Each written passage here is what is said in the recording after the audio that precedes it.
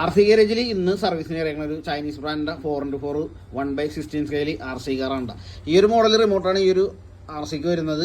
ഇത് ന്യൂ മോഡലാണ് ഈ ഒരു RC കാർ വരുന്നത്. അപ്പോൾ ഇതിന്റെ കംപ്ലൈന്റ് കസ്റ്റമർ പറയുന്നത് എടുത്തിട്ട് 2 ആഴ്ച ആകുന്നുള്ളൂ. വണ്ടി റണ്ണിങ് ആണ്, പക്ഷേ ഇതിന്റെ ഫ്രണ്ട് വീല് ലോഡ് എടുക്കുന്നില്ല. അതാണ് ഈ ഒരു RCയുടെ കംപ്ലൈന്റ് പറയുന്നത്.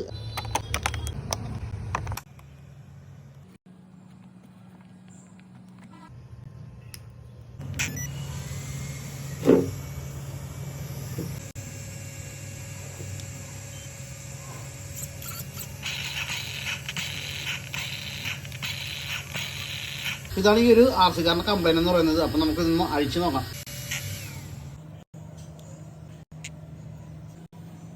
ഈ ഒരു RCയുടെ ഈ ഒരു മെയിൻ ഗിയർ എന്ന് വന്നേക്കണ സെൻട്രൽ ഷാഫ്റ്റിലെ ഈ ഒരു എല്ലെങ്കിൽ ഇതിൽ നിന്ന് അഴിഞ്ഞു പോയതുകൊണ്ടാണ് ആ ഫ്രണ്ട് വീല് ലോഡ് എടുക്കാഞ്ഞത്. അപ്പോൾ നമുക്ക് ഇനി അടുത്ത എല്ലെങ്കിൽ ഇടുമ്പോൾ ഇത് ത്രെഡ് ലോക്ക് ഇട്ട് വേണം ടൈറ്റ് ചെയ്യാനായിട്ട്. അല്ലെങ്കിൽ ടൈറ്റ് ചെയ്ത് കഴിഞ്ഞാൽ ഇനിയും ഓട്ടത്തിൽ ഇതേപോലെ സംഭവിക്കാം. അപ്പോൾ നമുക്ക് ഈ ഒരു എല്ലെങ്കിൽ എടുത്തിട്ട് നമുക്കൊന്ന് ത്രെഡ് ലോക്ക് ഇട്ടൊന്ന് ഇതൊന്ന് ടൈറ്റ് ചെയ്തൊന്ന് സെറ്റാക്കി എടുക്കാം.